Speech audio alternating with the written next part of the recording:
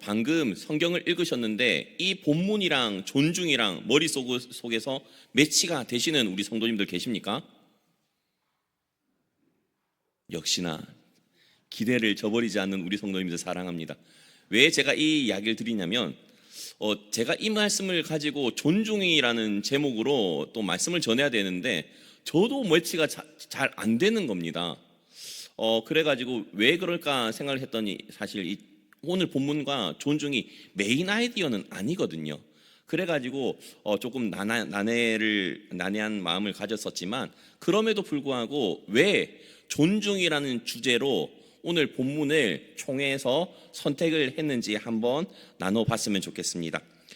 나누기 전에 먼저 영상을 하나 시청해 보도록 하겠습니다.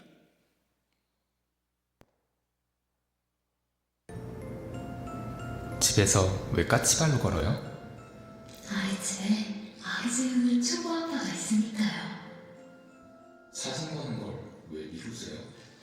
시험 앞둔 수험생이 있으니까요.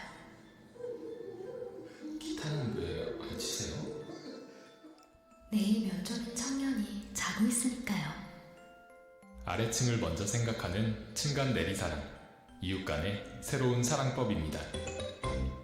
자, 공익 광고를 방금 보셨습니다. 자, 어떤 그 단어가 제일 먼저 떠오르시나요? 저는 사실 오늘 본문인 존중보다는 어떤 단어가 먼저 떠올랐냐면 배려라는 단어가 먼저 떠올랐습니다. 그럼에도 불구하고 영상을 봤던 이유는 이 존중이라는 단어가 쓰일 때는 대개 앞서 말했던 배려와 존중처럼 거의 세트로 쓰여지는 경우가 많기 때문입니다. 그래서 머릿속으로 생각을 해봤죠. 도대체 존중이라는 단어와 왜 배려라는 단어가 같이 쓰일까라는 것 말입니다. 이 배려라는 말은 이렇게 쓰인다고 합니다. 도와주거나 보살펴 주려고 마음을 쓴다라는 의미가 배려입니다. 그런데 이 배려라는 이 단어의 한자를 살펴보면요, 짝배 또는 상대방 배, 배우자 배, 그리고 나눌 배, 또 려자는요, 생각하려, 헤아려 볼려라는 것입니다. 상대방을 헤아려 보는 것이죠. 그렇다면 존중이라는 단어는 무슨 의미를 가지는가 보면 상대방을 함부로 대하지 않고 정중하게 대하는 것을 존중이라고 합니다. 그런데 또 한 글자씩 놓고 한자를 살펴보게 되면 존자는 어떤 의미냐면 높일 존, 예를 들자면 지존하신 주님 앞에 할 때 지극히 높으신 주님을 말하는 게 지존이거든요. 물론 게임할 때 지존이라는 의미도 있긴 하겠지만 그렇게 존자는 높일 존입니다. 그러면 중자는 무슨 중자냐면요, 무거울 중, 소중할 중, 귀중할 중입니다. 엄청나게 상대방을 높이고 귀중하고 소중하게 여긴다라는 의미가 담겨져 있는 내용 아니겠습니까? 그런데 배려라는 것을 하기 위해서는요, 존중이 되어야지만 배려가 되는 것 같습니다. 저희 집도 층간소음으로부터 자유롭지 못한 집이거든요. 그렇다고 저희가 아랫집을 배려를 하지 못하고 사느냐? 배려는 정말 하고 싶고 존중하고 싶은데 저희 집에는 제 마음 같지 않은 아이들이 3명이나 있습니다. 그렇기 때문에 울면서 어쩔 수 없다라고 생각이 들지만요, 오늘 본문을 준비하면서 제가 아이들을 존중해 보려고 높이면서 소중히 귀중히 여기려고 일주일 동안 몸부림 쳐봤거든요. 그런데 하나는 되는데 하나가 안 되는 겁니다. 뭐는 되고 뭐는 안 됐을까요? 귀중히 여기는 건 되는데 높여지는 게 안 되는 겁니다. 공감 안 가시나요? 자녀는 다 소중하지 않습니까? 부모님들 입장에서는 다 소중하고 귀중한 존재입니다. 그런데 그런 자녀들을 높인다라는 생각을 해보셨습니까? 당연히 되는 건데 저만 안 되는 거죠. 아니면 다 같이 저처럼 안 되시기 때문에 그냥 침묵을 하시는 거라고 저는 생각을 해보겠습니다. 그만큼 상대방을 존중한다는 건 쉽지 않습니다. 다음 주 이제 중고등부에 그 설교 이제 예화로 나오는 그 내용이 너무나도 와닿아가지고 이걸 한번 인용을 해보려고 합니다. 어떤 동네에 어떤 장소가 있지 않습니까? 모든 동네에. 그런데 상습적으로 쓰레기 버리는 지역이 있었다고 합니다. 그런데 그런 몰상식한 행동 때문에, 사람들의 몰상식한 행동 때문에 분란이 자주 일어났죠. 어떤 사람들은 쓰레기 버리지 마시오 편만을 설치해 보기도 하고요. 또한 대자보도 설치해가지고 이곳은 쓰레기를 버리는 곳이 아닙니다 라고도 해봤습니다. 심지어 CCTV까지 설치를 해봤는데 아무 소용이 없었다고 합니다. 그런데 이 문제가 어떻게 해결되는지 아십니까? 그렇게 쓰레기가 버려지는 그곳 가운데 화단을 설치했답니다. 화단을 설치하니까 거짓말처럼 사람들이 그곳에 쓰레기를 버리지 않게 됐는데, 이것을 심리학자들이 뭐라고 이야기를 하냐면 다른 사람의 선의에 대한 존중이라고 표현을 한답니다. 어떤 의미인지 아시겠습니까?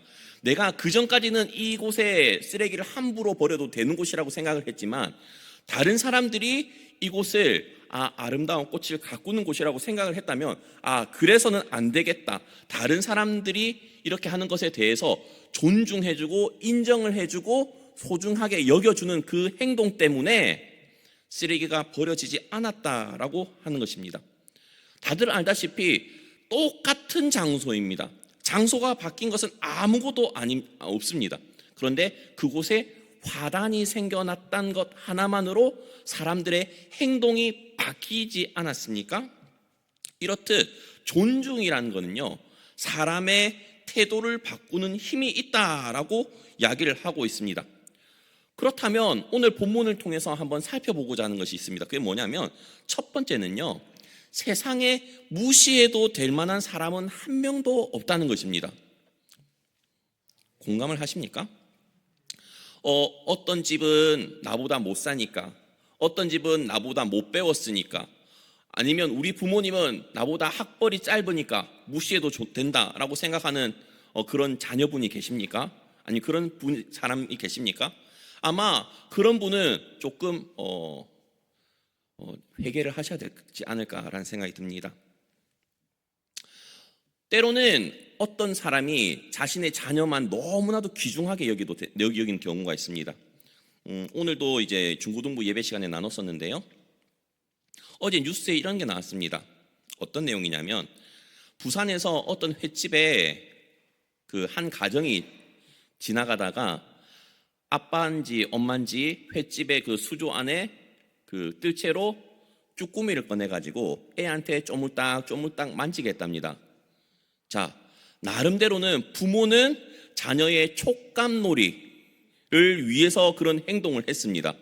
그런데 횟집 입장에서는요, 쭈꾸미는 한 마리가 스트레스 받으면 연쇄작용을 해서 다 죽는다고 합니다. 그런 동물이라고 하네요. 그러니까 어마어마한 피해를 끼쳤죠. 자녀가 소중한데 몰상식한 행동을 하지 않았습니까? 왜 그렇게 되죠? 잘못된 애정 때문에 이렇게 하는 것입니다. 자녀를 사랑해서 분명히 한 행동이지만 잘못된 행동인 것이죠. 그런데 그 사람 입장에서는 무엇은 무시해도 된다라고 생각을 했을까요? 그 횟집은 무시해도 좋다, 그 동물은 무시해도 좋다라는 기저가 깔려져 있는 것 아니겠습니까? 그럼에도 불구하고 우리가 생각할 건요, 세상에 무시해도 좋을 만한 사람은 한 명도 없고요, 그것은 우리가 깊이 마음속에 되새기면서 살아가야 된다는 것입니다. 왜 그러냐면요, 성경에서 사람이라는 존재가 누구의 형상을 따라 지음받았습니까? 다들 알다시피 하나님의 형상을 따라 지음받았습니다. 그렇기 때문에 지난번에도 말씀드렸다시피 우리가 살인하지 말라라는 말은요, 하나님의 형상을 따라 지음받은 존재를 내가 함부로 할 수 있다라고 생각하는 것 자체가 죄이기 때문입니다. 그죠? 그리고 나서 시편 8편 4절에서 5절에는 어떤 말씀이 있냐면 다 함께 읽어보도록 하겠습니다. 시작. 사람이 무엇이기에 주께서 그를 생각하시며 인자가 무엇이기에 주께서 그를 돌보시나이까. 그를 하나님보다 조금 못하게 하시고 영화와 존귀로 관을 씌우셨나이다. 자, 사람이라는 존재가 하나님께서 영화와 존귀로 관을 씌우신 존재라고 시편 기자는 고백을 하고 있습니다. 그런데 이 사람이란 존재가 그렇게 영화로운 존재인데 하나님의 형상을 따라 지음받은, 그런데 이 존재 가운데 어린아이는 해당이 될까요? 되지 않을까요? 우리는 된다라고 생각을 합니다. 왠 줄 아십니까? 우리나라는 어렸을 때부터 아기가 태어나면 등록을 하지 않습니까? 등본 이야기를 꺼내보냈네요. 주민등록을 하게 됩니다. 그러면서 얘가 엄연한 사람으로서의 인정을 받게 됩니다. 그렇죠? 그런데 이스라엘 백성들에게 있어서는요, 다들 알다시피 구약시대 때나 어린아이를 사람으로 취급을 했습니까? 안 했습니까? 제대로 취급을 하지 않았죠. 12살 이전까지는 인원에 계수하지 않았던 존재가 바로 어린아이들입니다. 어린아이들이라서 그 계수를 하지 않았다는 말은 어떤 의미를 담고 있냐면 존재 가치가 별로 없었다는 겁니다. 당시 이스라엘 민족에게 있어서 국가적으로 그렇게 큰 의미를 두지 않았던 존재. 그러니까 뭐 하기 쉬운 존재들이죠? 쉽게 무시하기 쉬운 존재들입니다. 그런데 그 어린아이들도 하나님의 형상을 따라 지음받았고 그 누구보다도 귀한 존재라고 생각이 되겠습니까? 당시 그 사람들에게 있어서는 어린아이들이 존중받아야 될 존재라고 아무도 생각을 하지 않았을 것입니다. 그리고 이거는 저희들도 사실 실제 생활 가운데 말로는 하지만요, 존중을 아이들을 향해서 존중하느냐라고 하면 아마 안 되는 경우가 많습니다. 제가 이번 한 주간 오늘 본문이 존중이라서요, 어떤 노력을 기울여 봤냐면 아이들을 잘 대해보려고, 최대한 높여보려고, 귀중하게 하는 거는 되는데 높이는 거 죽었다 깨나도 안 되더라고요. 선물로도 해보고 뭐 맛있는 걸 갖다 주려고도 해보고 필요한 걸 갖다 주려고도 해봤는데 높이는 건 정말 안 되더라고요. 아마 부모님들은 참 공감이 가실 겁니다.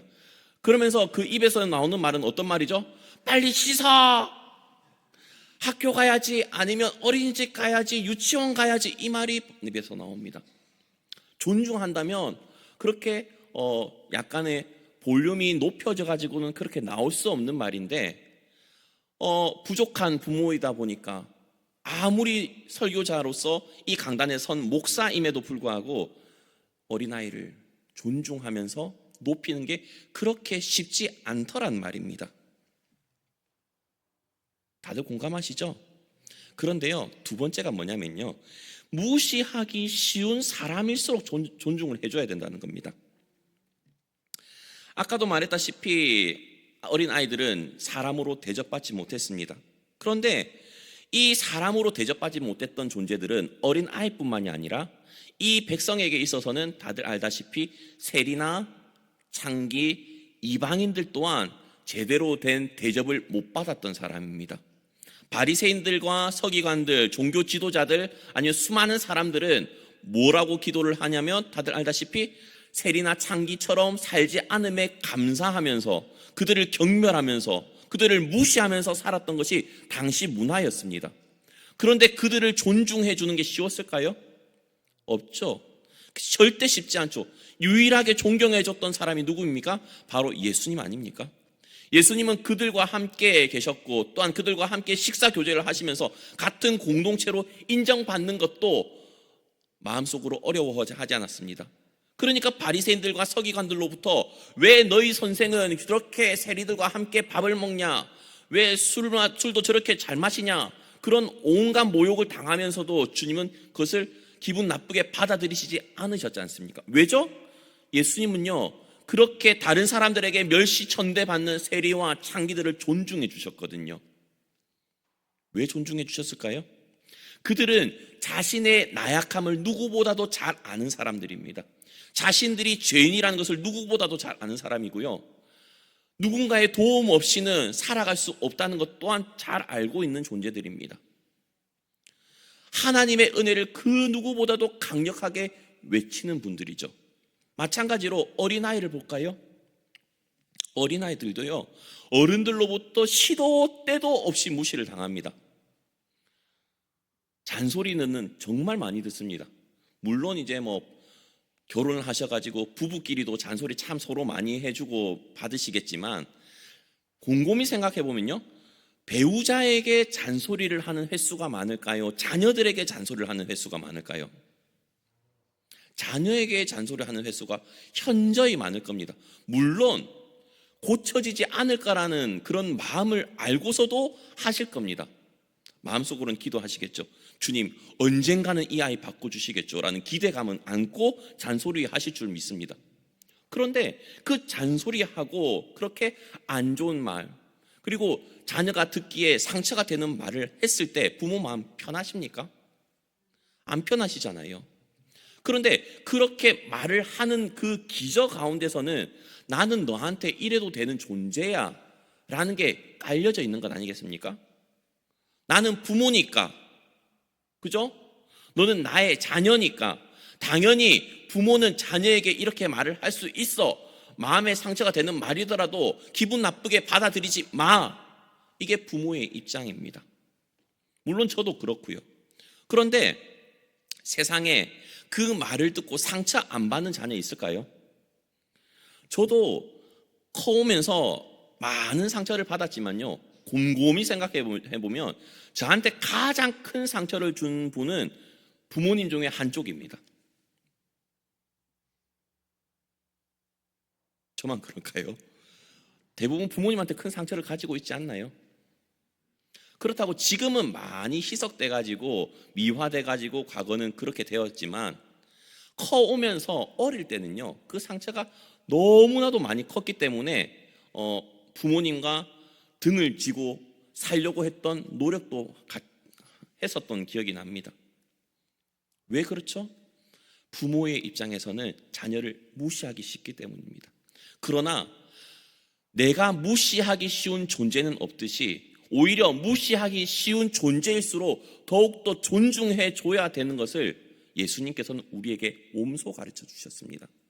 세상 사람들이 다 멸시하던 창기라든지 세리에게 그 누구보다도 적극적으로 다가가셨던 분이 예수님이시고요, 심지어 그들을 제자 삼으신 분도 예수님이십니다. 맞지 않습니까? 마태 예수님의 제자 아닙니까? 창기였던 여인 역시 예수님을 따라다니면서 예수님의 제자가 되는 것 아니겠습니까? 당시 문화로 생각해 보면 이건 있을 수가 없는 일입니다. 누가 세리를 제자로 삼겠습니까? 누가 창기를 제자로 삼겠습니까? 지금 이 시대로 대변해 볼까요?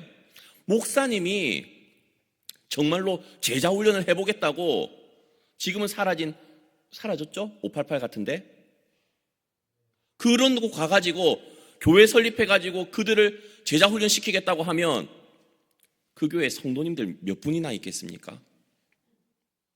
많이 받아들이지 못할 겁니다.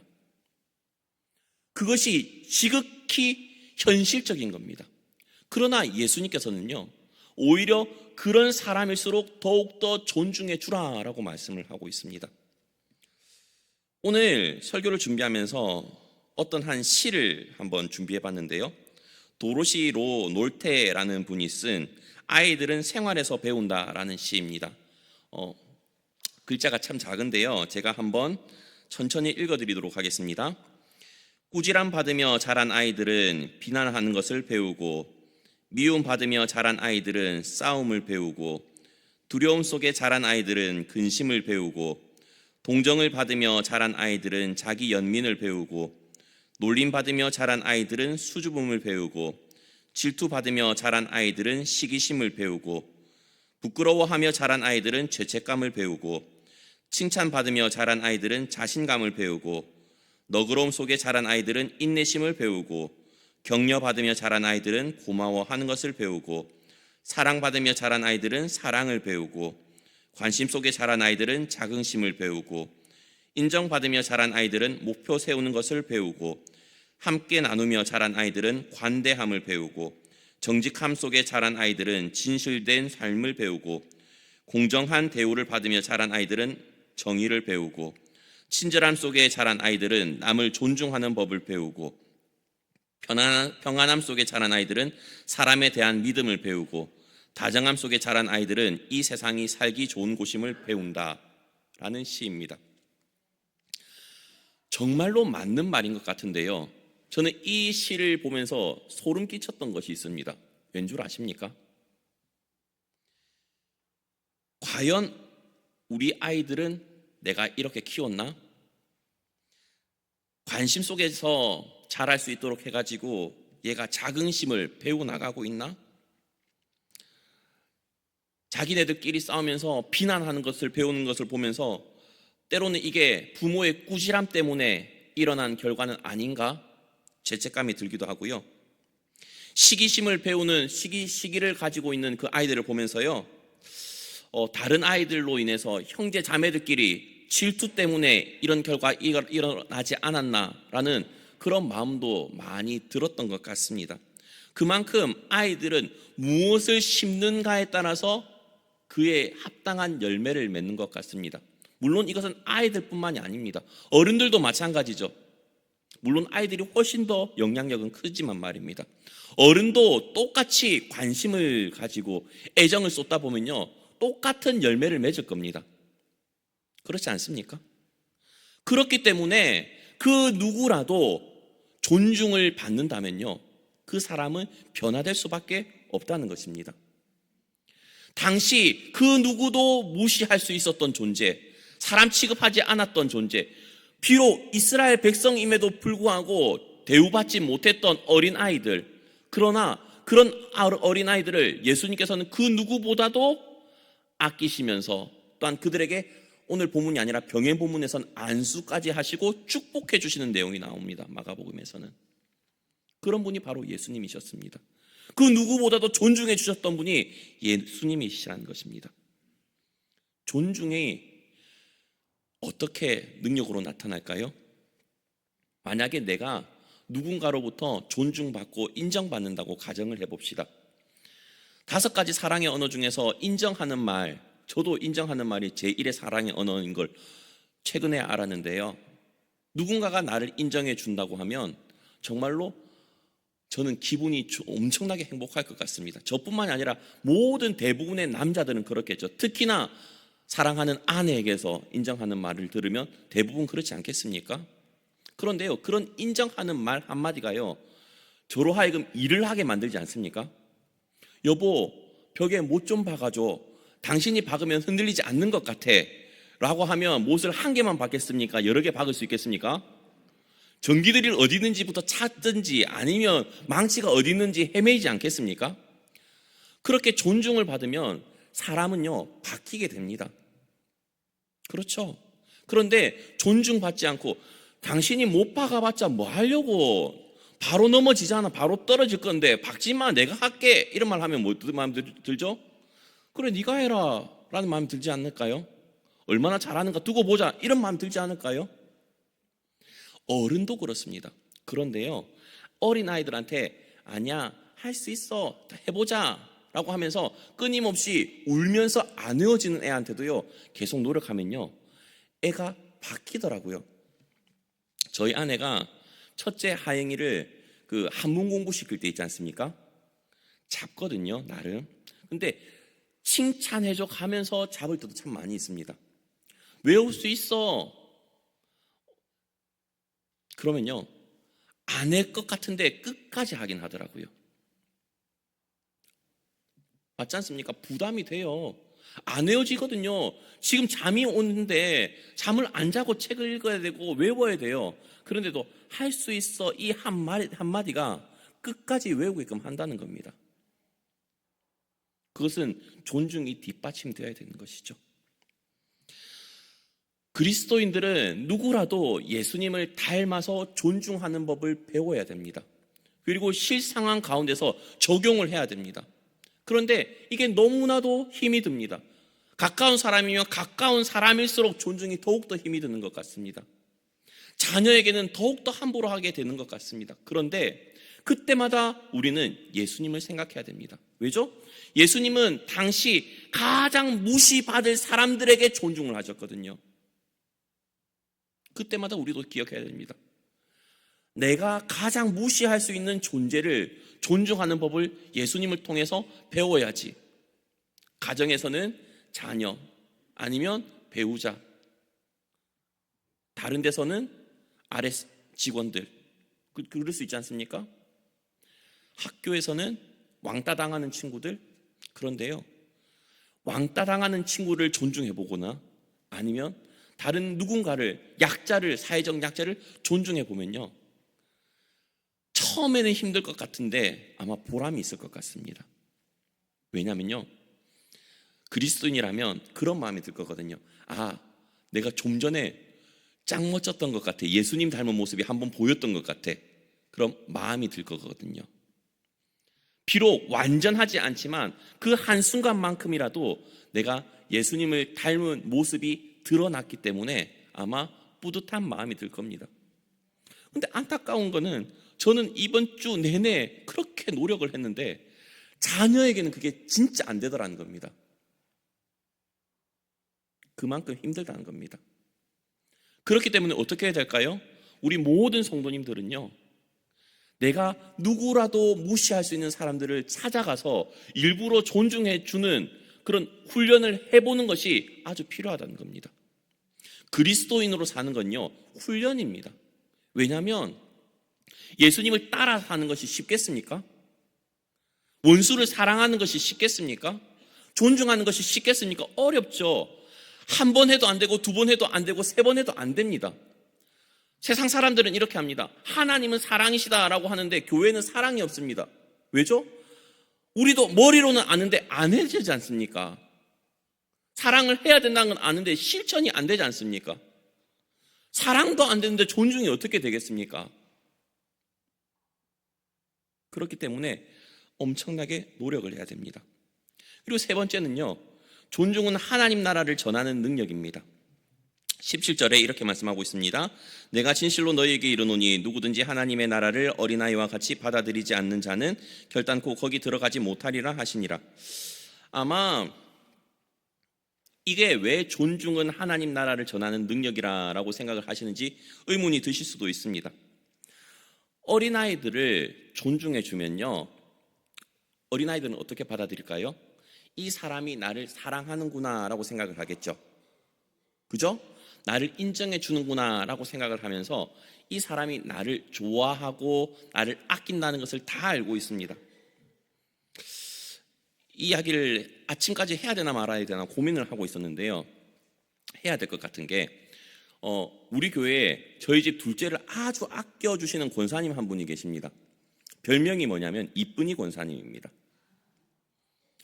그 둘째가 그 권사님을 참 좋아하는데요, 좋아하는 이유가 뭔지 아십니까? 아이러니하게도 그 권사님은 그 둘째가 필요한 것을 주려고 하십니다. 묻지도 않고 따지지도 않고 사주고 싶어하는 마음이 계신 것 같아요.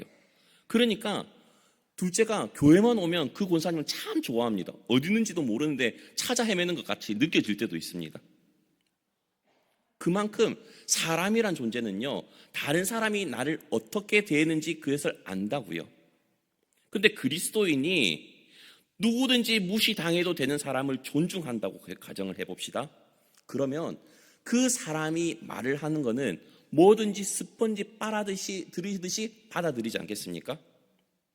제가 만약에 너무나도 힘들어하는 사람한테 진짜 그분을 존중해주고 존경해주고 감싸주면서 제가 예를 들어서 아유, 교회 한번 가봐요, 같이 가봐요 라는 말을 했으면 그 사람이 다른 이유 때문이 아니라 자기 자신을 존중해주는 제 말 한마디 때문에라도 교회는 나올걸요. 그렇지 않을까요? 어린아이가 스펀지처럼 빨아들이는 것을 내뿜는 것처럼 우리가 상대방을 존중해주면요, 우리 안에 있는 예수님이 그 안에 스며들고 또한 스며들었던 것이 표출될 수밖에 없습니다. 그런데 내가 관계하고 있는 사람이 아무리 내가 복음을 전한다 하더라도 받아들이지 않을 때 우리는 스스로에게 한번 점검을 해봐야 됩니다. 내가 저 사람을 얼마만큼 존중하고 있는가? 저 사람을 높이고 소중하고 귀중하게 대하고 있는가? 아니면 그냥 친구처럼 편한 상대로 대하고 있는가? 그 사람이 그런 경우는 아마 우리가 그 사람을 너무 편하게 대하고 그런 경우가 충분히 있을 수 있습니다. 그렇기 때문에 우리는 존중을 통해서요, 하나님 나라를 충분히 전할 수도 있을 것입니다. 다들 알다시피 내가 친한 사람, 내가 좋아하는 사람 천국에 가길 원합니다. 그죠? 저도 개인적으로 장인어른과 장모님이 참 교회에 나오길 간절히 기도하고 있는 사람 중에 한 명입니다. 그런데 참 힘이 드는 게요, 형식적으로든지 진실된 마음으로 존중해 주는 마음이 참 많습니다. 그럼에도 불구하고 아직까지 힘들어하고 있습니다. 그러나 그때마다 제 스스로에게 다짐하는 것이 더 섬겨야지, 더 존경해 드려야지, 그런 마음만 들고 있습니다. 전도가 그렇게 힘이 드는 것입니다. 어린아이는 훨씬 빠릅니다. 그죠? 그리고 어른은 조금 늦을 뿐입니다. 그렇기에 더 존중을 해야 된다라는 생각이 듭니다. 어린아이를 존중하고 나이 많은 분들을 존중하고, 그렇게 해서 정말로 우리가 삶 가운데 주님의 마음을 본받으면서 나아가실 수 있는 복된 우리 성도님들 되셨으면 좋겠습니다.